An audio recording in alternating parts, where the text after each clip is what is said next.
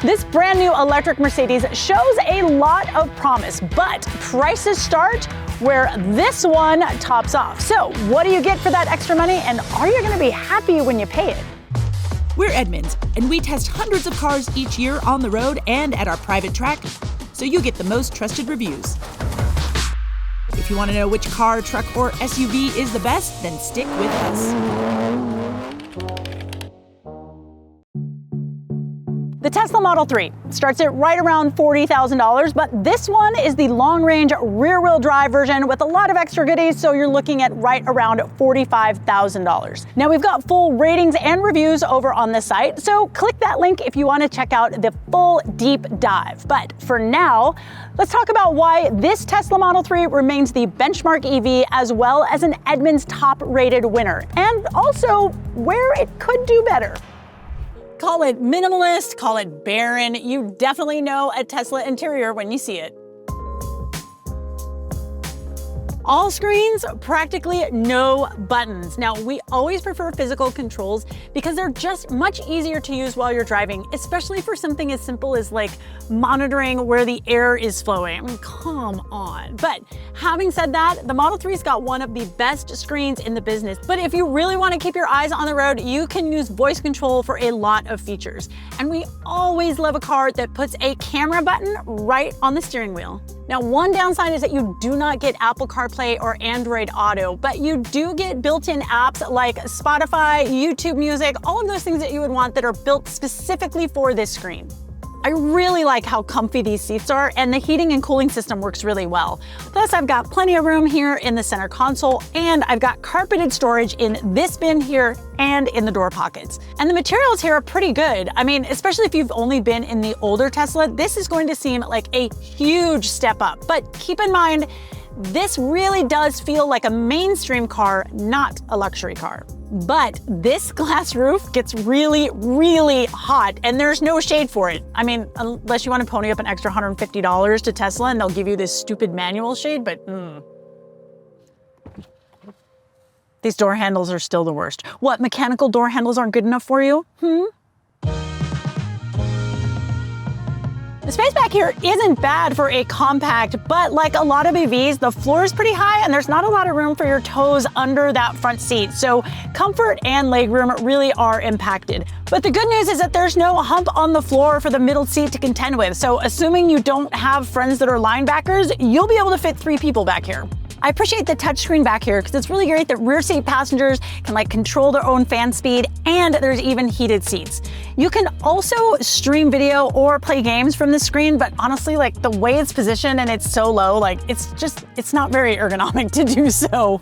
Now, if you've got little ones, the car seat situation back here is okay, but it's not great. I mean, the latches are buried really, really deep inside, and you have to be very, very careful not to scratch the upholstery. But thankfully, a rear-facing car seat is going to be able to fit behind most drivers and passengers. Now, the Tesla's got a wide opening here for the trunk, wide enough for my behind. And when you combine that with the underfloor storage here, you've got 21 cubic feet of space plus a frunk. Now, that number is a little bit bigger than what you find in the Mercedes, but in person, it doesn't really seem like it's all that much. But you know what you don't get back here? You don't get a spare tire, just a couple of lights. But the rear seats do fold completely flat, and there are companies that will sell you a mattress that fits perfectly in case you want to go camping in your compact EV. And then there's the way this thing drives. I mean, it is super smooth, it's easy to drive, it's incredibly quiet, and it's surprisingly quick. Now, Tesla estimates that you're gonna get 363 miles of range in this long-range rear-wheel drive model, and that is really good for a car at this price point, and it is better than what you get in the CLA. And we're gonna show you what happened on our range test in just a minute. And of course, the big headline here when it comes to how the Tesla drives is that, well, you don't really have to drive it all that much if you don't want to. The $99 per month of full self-driving parentheses supervised, is the closest that you're gonna get to autonomy. Now, it's not full autonomy, but it is the only system on the market today that reliably can take you from your starting parking spot to your destination's parking spot with minimal interventions. And in practice, it's really like having a driverless car. Now, having said all that, you guys, we want to make it very clear, this is not perfect. You still have to pay attention and you still have to be prepared to take over at any moment. But when this system works, it's pretty miraculous. Now, we've got almost no complaints about driving this vehicle, except that there is no traditional overhead 360-degree camera like what you get in other vehicles. Instead, you've got this split cam that goes down the side of the car, and it's just like, we do not love it. We know the Model 3, we like the Model 3, but what do you get if you spend just a little bit more money? So how does the CLA stack up? Well, it starts at right around $50,000, which is pretty much where the bread and butter Model 3 ends. But if you want the quicker all-wheel drive version or you start adding a lot of features, the Merc can get pretty pricey. Of course, what you'll pay depends on dealers in your area, and we've got tools over on Edmunds to let you know what you should pay. So we'll drop a link in the description, or you can just scan that QR code. And I thought the Tesla had a lot of screen. Regardless of which CLA you get, you're gonna get a lot of screens, but our all-wheel drive 350 also gets this passenger screen standard. Now, what we really like in here is that you do get wireless Apple CarPlay and Android Auto and a bunch of third-party apps. We love that the manufacturer is giving the driver choice in how they want to navigate this system.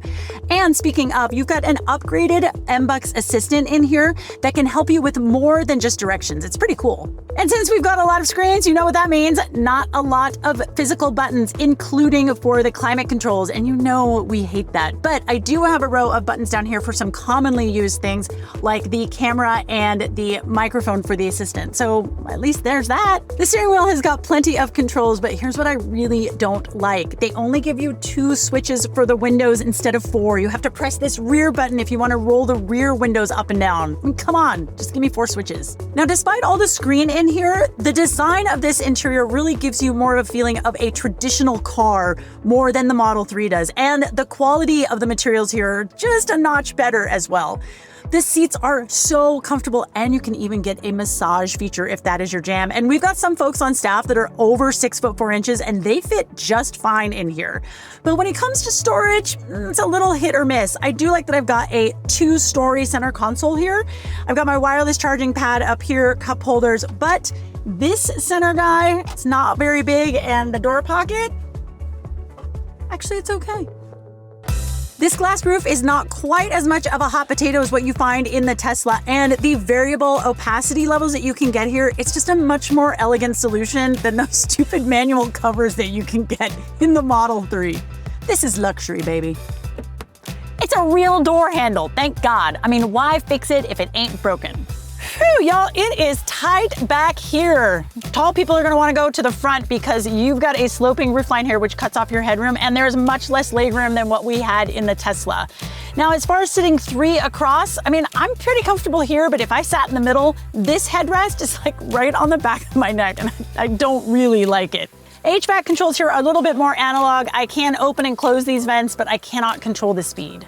And since I've got less space back here, I'm gonna have less space for a car seat. But the cool thing here is that they're way easier to find than in the Tesla. But these guys, these little covers, they're easy to lose.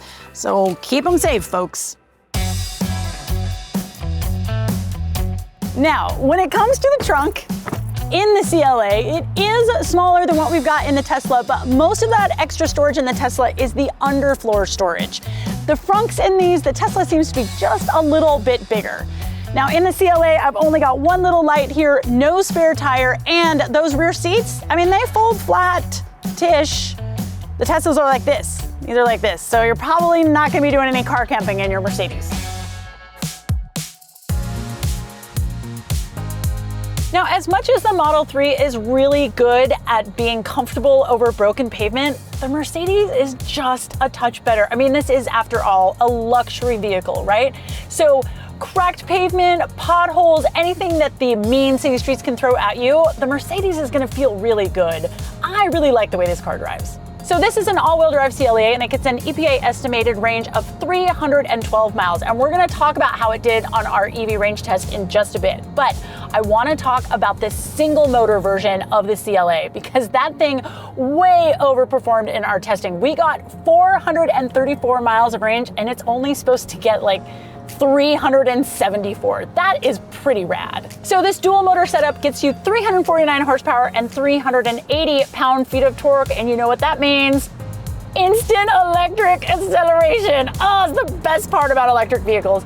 And of course, if you're gonna go quick, you gotta stop pretty quick. And these brakes feel really good. I mean, the regen is nice and it seems to kind of blend the regen and the mechanical brakes really very seamlessly. Now, because there's no engine to cover up any road noise, sometimes electric vehicles can actually be pretty loud inside, but Mercedes has got it dialed in. Everything feels very well insulated from what's going on the outside, from wind noise to tire noise. It's pretty quiet in here. But does the CLA have something that can meet or best Tesla's full self-driving? Well, actually, we don't know yet because we're going to get Mercedes-Benz Drive Assist Pro as an over-the-air update. So when we try it out, we will compare them and let you know how it does. But regardless, you guys, you still have all of your standard safety things like adaptive cruise control and lane keeping assist, and you also get a 360-degree camera, which is way easier for parking than what you've got in the Tesla. I do not understand why Tesla does not have a 360-degree camera.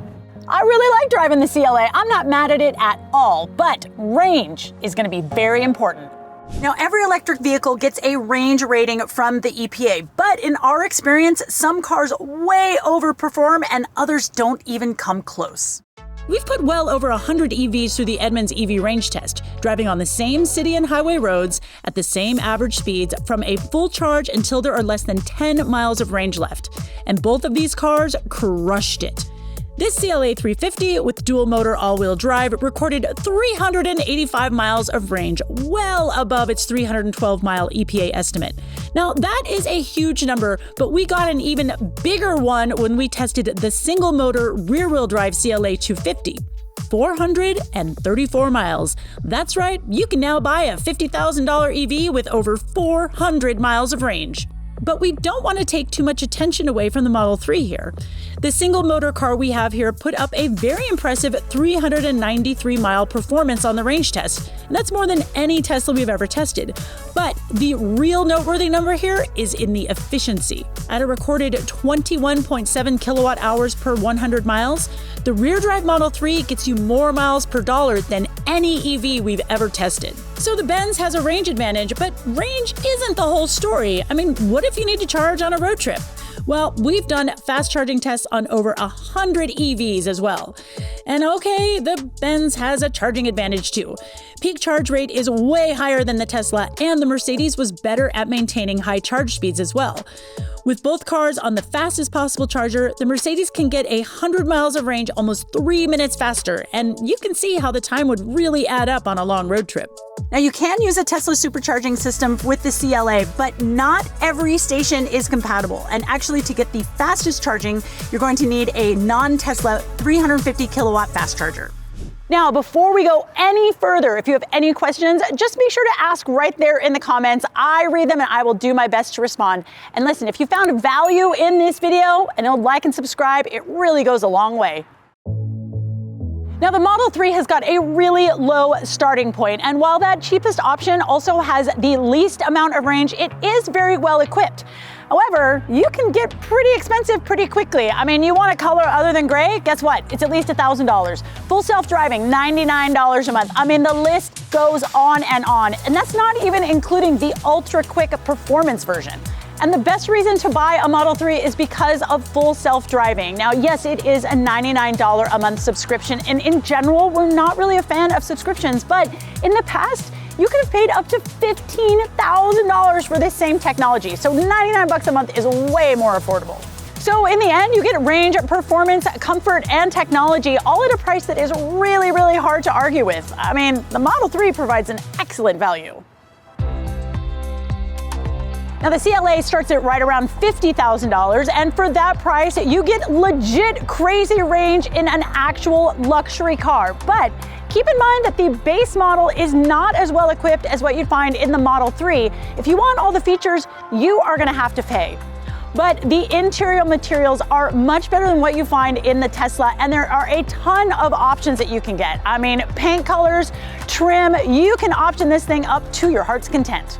Now, Mercedes-Benz, it gives you 2 years of free charging, but there is a catch. That is only at Mercedes-Benz charging stations. And here in LA, can you believe it? There is exactly 0 of them. There is a lot more on the East Coast. So definitely not as many as what you get with the Tesla supercharging stations, so kind of a win, but maybe not really. Now, one thing that both these manufacturers do that we really have a hard time with is they ship the car with all of the hardware, but then they charge you to use some of those features. So for example, if you've got something internet connected, like let's say driver's aids, sure, I understand. Charge me for those features. There is a maintenance cost involved, but massaging seats, like, it's already in the car. Just let me use it. It just seems greedy to me. Now, even with all of its extra bits, the CLA is still a good value when you compare it to other luxury EVs like the BMW i4 or the Audi A6 e-tron. I mean, in that case, yes, thumbs way, way up. But if all you're looking for is an EV, I mean, look, I'm not gonna sit here and argue that the CLA is a better value than the Model 3. I mean, the Model 3 is just way less expensive. We've spent a lot of screen time praising the Model 3. If you want an affordable electric car and don't mind a couple of quirks and trade-offs, it doesn't get any better than this. It is our top-rated non-luxury EV. But the CLA is a luxury car, competing against alternatives like the BMW i4, Lucid Air, and Audi A6 e-tron. And how does it stack up?